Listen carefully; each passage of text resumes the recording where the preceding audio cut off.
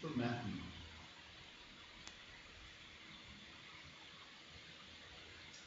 Then the Pharisees went and plotted to entrap him in what he said. So he sent their disciples to him, sent his disciples to him along with the Herodians, saying, Teacher, we know that you are sincere and teach the way of God in accordance with truth, and show no deference to anyone. For you do not regard people with partiality. Tell us then, what do you think? Is it lawful to pay taxes to the emperor or not?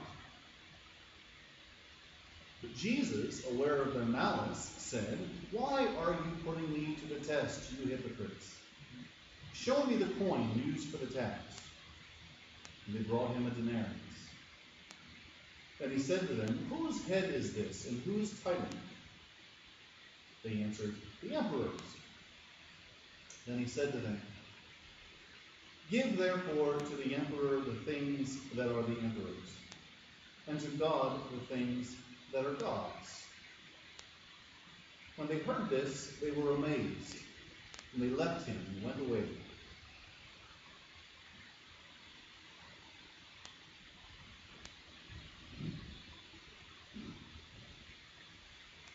Last Wednesday was an important day in the life of many U.S. taxpayers. You know why? Last Wednesday was the 15th. It was the day for anyone who filed an extension back in the spring to get their taxes paid. Tax extension day is part of the tax code. It's neither good nor bad. It's just there. It's just a tool, if you will, for taxpayers to give them extra opportunity to get their paperwork right, extra opportunity maybe to pull their payment together, maybe even opportunity for some perfectly within the law who know back in April that sometime during the summer they're going to get a large sum of money. Well, rather than file your taxes in April, get an extension. If you do the paperwork right, and a couple other pieces of paper, you can spread that amount over 2 years, therefore reducing your tax bill. A lot of little intricacies like that in tax code, isn't there? It's maddening, right? We can probably, most of us, agree that we share a love-hate relationship with paying our taxes. It simply means we love to hate paying taxes. However, I found it very interesting this week when I came across a statistic. According to the IRS Oversight Board's annual survey, 86% of Americans think that it is not acceptable at all to cheat on your taxes. Does that seem to you to be a high number, 86%? I thought it was a high number. What's more, 9 out of 10 of those people surveyed said what influences them the most to do their taxes properly and on time and all is personal integrity. 9 out of 10. 6 out of 10 said fear of getting caught. 9 out of 10 said personal integrity is the reason they get their taxes done properly. However, there's a law professor who does white-collar crime law at Rutgers, Stuart Green is his name, and he said this when asked about the results of this survey. He said, well, people may say they believe in compliance, but that doesn't necessarily mean they do it. Which brings up a little truth about life, doesn't it? Just because someone says a thing doesn't necessarily mean they follow through with it and that they mean it. And when we take that further, it's the kind of truth that erodes our faith in humanity somewhat. It might even cause us to become disillusioned. It goes far enough even to the point of bitterness. Looking at our scripture passage from Matthew, it's important if we're going to allow ourselves to really grasp what's going on here, remember where we are in Matthew's gospel. Jesus has just recently, in the last day or two, entered Jerusalem for that final week. Immediately before entering Jerusalem, he was doing a lot of great teaching about faithfulness in the kingdom and fulfilling covenants and this sort of thing. And now he's doing more teaching and doing more miracles. And he's going to make some people very excited. He's going to make a lot of people very angry. Jesus himself said the people who are going to make the connection between what happened before I came into Jerusalem and all the things that are going to happen this week are going to be who? The tax collectors, the prostitutes, right? The most despised people are going to be the ones who are going to make the connection of what's going on. For others, though, and again, namely, and Jesus points them out, the people in the temple, the people in the government, the ones who think they have a corner on truth, they're going to hear these lessons and watch these miracles from Jesus, and they're going to hear them respectively as heresy or as attacks on their authority. So here you have Jesus, foretold by the prophets as the one who's going to usher in the reign of God, bring power to the powerless, remove all the human stains of greed and arrogance, and thereby allowing truth to shine openly. Look at this way they treated him. Now the Pharisees, they're teachers. These are the keepers of the great lessons and traditions of the faith. Anyone is going to be out there teaching the good news of God's righteous judgment on his chosen people. It's going to be these guys. The Pharisees knew that they should be treating Jesus with love and compassion. The Pharisees knew they should be hearing what he has to say with an ear to the truth, but they just couldn't. They could not regard Jesus in this way. But these guys are smart. They're good, effective teachers, right? They know that if their disciples, if their students begin to suspect that their teachers are preaching one thing but exhibiting another, that they might be rejected. They might lose all authority. You see how that can happen, right? Last Monday, a headline came across my computer screen. You all saw it too. Vatican signals seismic shift toward gays, civil unions, and cohabitation. The report came from the Associated Press initially, and then it went everywhere. It was a midpoint update to the Vatican meeting on family life, where bishops from around the globe descend on the Vatican for 2 weeks to discuss and pray and debate and talk about marriage and birth control and any other issues regarding family relationships. For years, centuries even, the official church position was that anyone who lived in a personal relationship outside of a church-sanctioned wedding was disordered, and hence had nothing of substance to offer the church. Prior to the meeting this year, the Vatican sent out questionnaires worldwide asking Catholics to respond to questions about Vatican positions. When these responses came back, it showed an overwhelming rejection of the church teaching on birth control and homosexuality, called them outdated and irrelevant. In some interviews I found linked to this Associated Press site, I found people who were, they were out talking to them, finding out what they think about what's going on. One lady said, "Well, if we're teaching that God welcomes all believers into his fold, why are we singling out and shaming people who live together?" And another said, well, this is another lady, she says, "Well, it's kind of a joke when you look around the church knowing full well everyone's using birth control." Kind of a joke. Can a body really have authority when it's considered a joke? So back to the Pharisees. They came up with a plan to avoid being considered by their own disciples a joke. And the plan was simple, and honestly it should have worked. Before we find ourselves discredited, they said, let's discredit Jesus with his own words. And this should sound awful familiar, right? Especially during the election season.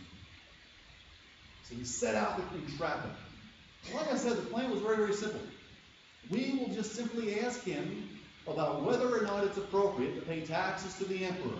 And if Jesus says, why, yes, well, we can accuse him of some form of idolatry. At the very least, we can make it look like he doesn't have the best interests of the Jews in mind. On the other hand, if Jesus says, no, Well, then we can have him accused of plotting against Rome and inciting lawlessness. Either way, the Pharisees thought, we'll be out of our hair. We'll no longer have to worry about losing our authority. I don't know if you noticed in Scripture, the Pharisees themselves didn't go. They sent their disciples, and they sent some Herodians along. They didn't go themselves, I think, because there's probably no way they could hide their deceit. A nice lady at Brookline this week asked me, who are the Herodians and why did they go along? For the longest time, I thought the answer to that question was perfectly obvious, that the Herodians were along in case Jesus did say no, and then they could just be a witness, right? To say, Jesus doesn't want them to pay their taxes. And it dawned on me that the Herodians are essentially just Jews who signed up with the Romans to enforce Roman rule in the area, and popularly the Herodians are considered sellouts. So therefore now I regard the presence of the Herodians as a way to incite a negative action from Jesus, to build up his Jewish bitterness, right? Hopefully causing him to speak out against Rome, thereby reducing the chance that the temple will have to deal with Jesus at all. Let him get thrown in jail. It was a brilliant plan. It was going to cause outrage. It should have worked. The Gospels offer you and I many, many conversations between Jesus and a variety of people or groups of people. And often, at the end of these conversations, the Gospel author will give us a clue as to the emotion or the disposition of the person with whom Jesus is speaking as they part ways. Sometimes people leave Jesus in a state of sadness, thinking about the rich young ruler. Sometimes they leave him enraged. Sometimes they leave him astonished or perplexed. Remember the emotion this time around? Matthew writes, when they heard all this, they were amazed. Amazed? But that's not what they were shooting for. So I looked it up because I was curious, wanted to make sure Matthew wasn't playing games here, and no, he's not mincing words. The Greek word here displays genuineness, displays authenticity, awe even. You might think, well, they were amazed that he found his way out of the trap. I'm not so sure. Remember who it is who was sent to trap Jesus. Disciples of the Pharisees who were secretly advocating deception in an effort to hide their own deception.